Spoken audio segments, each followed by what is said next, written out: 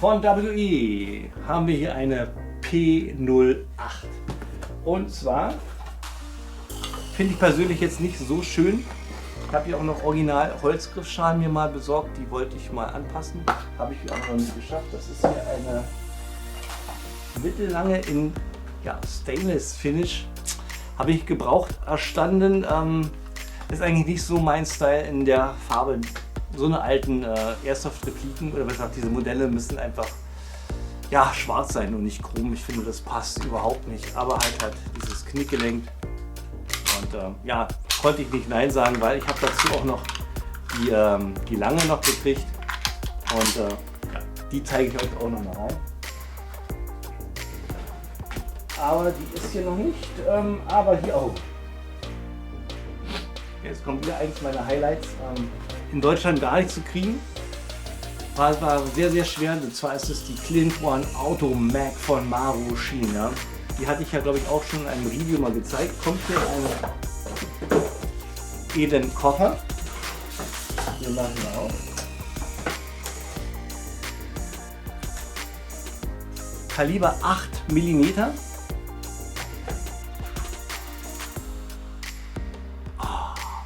Das erfreut immer wieder das Sammlerherz. Das ist hier kein 0815. Das ist wirklich was Spezielles. Und wer Dirty Harry kennt, der kennt auch hier die Automag 44. Denn da kommt die auch vor. Ein klasse Teil hier auch. Mit Magazin, Kaliber 6 mm. Gas Blowback, das Ganze. Richtig perfekt. Hatte ich auch schon ein Review von gemacht. Link dazu blende ich euch ein. Als nächstes habe ich hier eine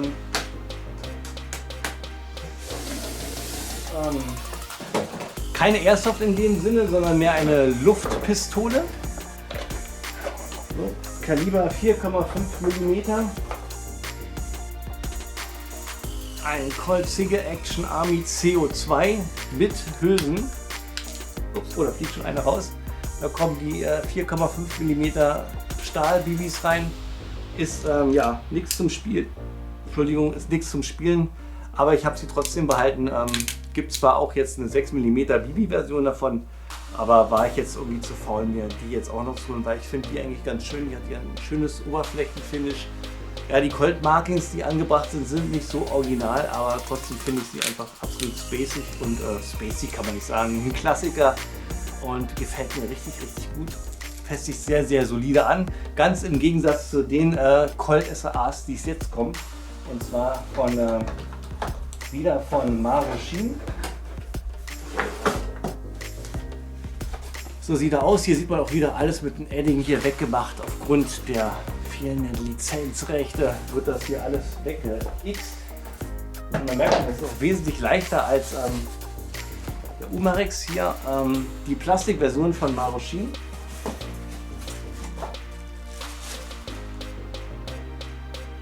So sieht es aus. Sieht schwer aus, wiegt aber eigentlich gar nichts. Das ist wie Papier, hat auch null Power. Ich denke mal, das ist einer der einzigen Airsoft-Sachen, die hier einen F haben, aber noch nicht mal 0,5 Joule bringen. Auch mit Hülsensystem. Ich bringe wohl mal eine raus. Ja.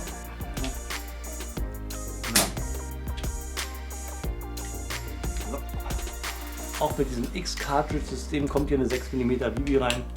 Wird hier geladen. Aber das Schöne ist halt, hier haben wir auch alle Markings drauf von Colt, also für den Sammler perfekt. Und das gleiche habe ich auch nochmal, ihr wisst, ich bin verrückt, habe ich auch nochmal in schwarz, in der Heavyweight Version. Das gleiche hier nochmal in schwarz matt mit so Elfenbeingriffe. Fühlt sich ein bisschen schwerer an, kommt aber auch nicht an den Umarex ran. Auch das Ganze hier auch mit X-Cartridge-System kann man hier auch die Patronen hier einzeln rausnehmen. Und wie gesagt, in schwarz. So sieht er aus. Stolz wie Wolle, als ich ihn gehabt habe. So. Nächster Stapel.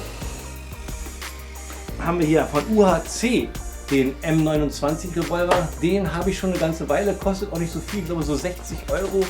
Und den habe ich mir geholt als Ersatz für den nicht vorhandenen Tanaka M29, den ich ja dann irgendwann mal bekommen habe. Eigentlich an sich auch ein, ja, zeig lieber rein, Kunststoffrevolver. Nachbau eines Smith & Wesson M29, aber man merkt schon am Kunststoff, dass es hier alles ein bisschen billiger gearbeitet ist. Aber dieser Gasrevolver hat den Vorteil, ihr seht, Loch, hier kommen Hülsen rein. Ich habe hier noch welche. Und zwar die hier, auch Kaliber 6 mm, wird reingesteckt und dann kommt das hier in den Revolver rein. Das macht ihn schon sehr speziell und schießt auch gar nicht mal so schlecht. Was hier halt fehlt, sind die Markings und das Finish ist natürlich nicht so wie bei dem Tanaka, aber der Preisunterschied ist hier auch mächtig gewaltig. Ich sage euch nicht, was ich für den Tanaka bezahlt habe. Möchtet ihr nicht wissen. So, dann, jetzt haben wir die lange. Jetzt haben wir hier die 08 Ari. Da ist er. Das ist auch von WE, auch ein absoluter Klassiker. Dazu habe ich auch ein Trommelmagazin, habe ich auch nicht gefunden, muss wohl in der gleichen Kiste sein wie die Lam Unit. Vollmetall, Plastikgriffschalen, haben hier auch schöne Markings drauf. Es ist ja wirklich auch ein ganz tolles Teil. Und ja, Schießen macht damit auch richtig Spaß. Schöne Sache. Wie gesagt, das hatte ich zusammen mit der Chrom-Version geholt als Bundle, da musste ich einfach zuschlagen. So, und jetzt habe ich auch ja, eine Rarität hier von Marushin Mauser M712.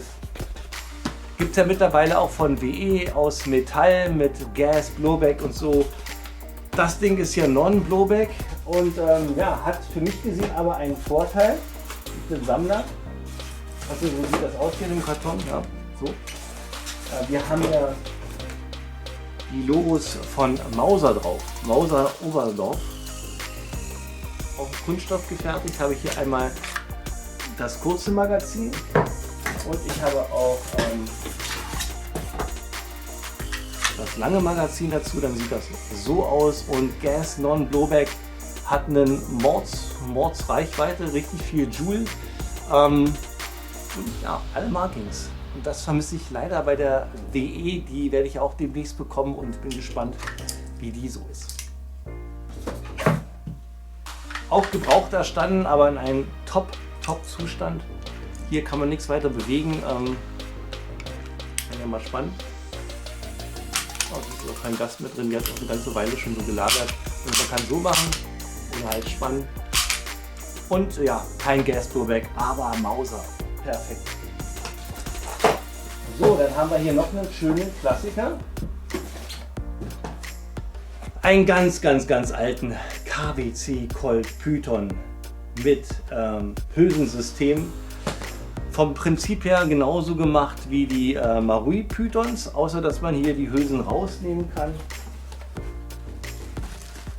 So sieht er aus mit dem Pachmayr Griffschalen. Holen wir mal raus. Der ist also noch älter als der von dem Cybergun Python, den ich euch gezeigt habe. Ist aber eigentlich genau das gleiche KWC-Modell, bloß mit einer Cybergun-Lizenz. Hier haben wir aber die Markings etwas tiefer eingeprägt, die Colt Python Markings. Und hier haben wir auch dieses liebevoll reingebrannte F. Früher haben sie sich wirklich keine Mühe gegeben, aber hier haben wir auch Hülsen, die wir rausnehmen können. Und funktioniert sogar. Ich bin ja mal schon, ob noch Gas drin ist. Mal gucken. Seht ihr, also funktioniert sogar noch. Sehr schönes System und auch sehr selten zu bekommen mittlerweile. So, haben wir. Jetzt geht es hier weiter. Ja, dann haben wir nochmal von. Das ist auch Cybergun. Gas Blowback Colt 1911er MK4 Serie 70. Geht schon wieder das Licht aus. Irgendwas, wahrscheinlich, wenn ich so nah ranhalte, geht das Licht aus. Aber ich hoffe, es hält noch durch. Wir sind bald fertig, liebe Kamera. So sieht es aus. Auch richtig schön. Dieses Finish mag ich ja sehr. Auf Metall. So habe ich, glaube ich, auch noch kein Review zugemacht. Kunststoff, Griffschalen, Metall, aber hier haben auch die Original Colt-Marke ist drin, richtig schön eingeledert, das sieht toll aus. Auch mit Gas-Blowback das Ganze. Schön. So, weil wir schon bei 1911 sind, geht es gleich weiter. Haben wir hier noch eine Toki Marui High Kappa 5.1. Die habe ich glaube ich auch schon mal im Review gezeigt. Oh, ganz viele Unterlagen. So sieht der Karton aus.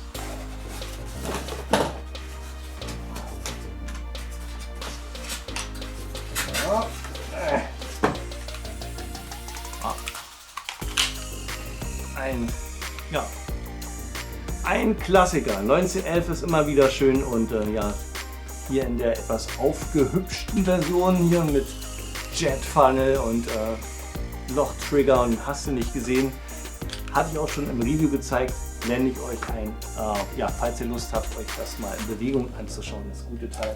So, wir nähern uns dem Ende. Dann haben wir hier als nächstes von KJW ist es, glaube ich, ne? Ja. Eine schöne SICK P226 Vollmetall Gas Blowback KJ Works, genau.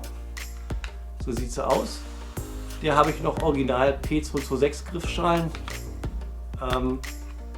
verabreicht.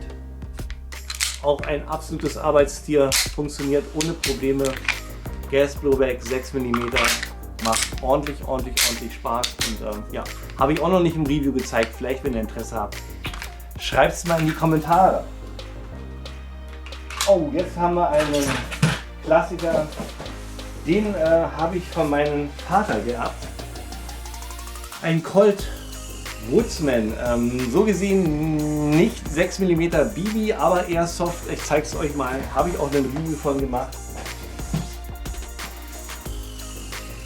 Ja, so sieht er aus, sieht ein bisschen komisch aus.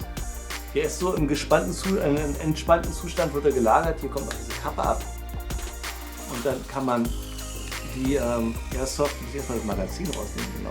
Ja. Kann man hier die Airsoft spannen, indem man jetzt den Schlitten hier so reindrückt. Jetzt ist sie gespannt und wenn ich jetzt abdrücke, geht der Schlitt nach hinten und wirft eine Patrone aus. Ja, das Ding ist mit Shell Eject. Kommen diese Plastikhülsen mit dazu, die kommen hier rein. In die Plastikhülsen selber kommt so eine Art, ja, 6 mm Plastik Diablo, bei dem kann ich die euch auch mal zeigen. Die sind hier drin, hier in diesem Karton. So sehen die aus. Diese kleinen weißen Teile aus weichem Plastik, kann also nicht wehtun. Ja, und dann kommt hier die Patrone in das Magazin, wird geladen, gespannt und wenn ich jetzt abdrücke, zack, wird auch gleichzeitig geschossen und die Hülse ausgeworfen. Und ja, unendlich alt das Teil und ja, ich bin meinem Vater dankbar, dass er die nicht weggeworfen hat. So bleibt dieses Schmuckstück weiterhin in der Familie bestehen. Freue ich mich sehr, sehr drüber. So, und dann kommen wir zum letzten Stück.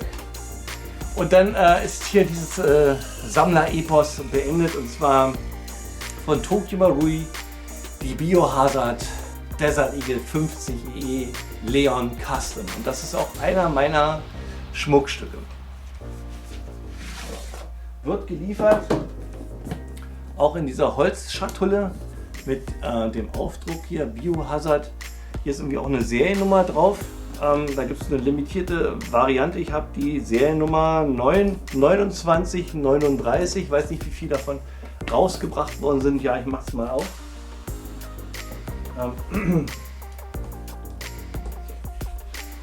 Und hier haben wir noch eine Anleitung dazu.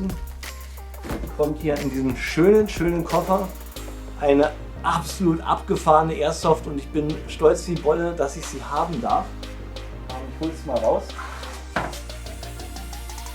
Eigentlich genau das gleiche auch wie die normale Desert Eagle von Marui, aber hier mit dem richtig langen Lauf. Und hier haben wir nochmal die Bezeichnung 50 AE. Im Griff ist hier, warte mal, wo war das? Wo steht ja hier unten steht hier Leon Custom drauf. Und auch das Tolle finde ich hier sind hier die,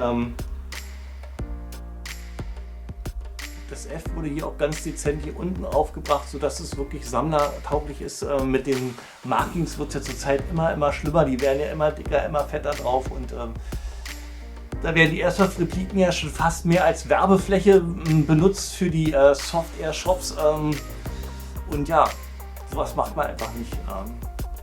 So muss es einfach aussehen. Ja, und denke mal, jetzt habe ich alles geschafft, oder? Ja.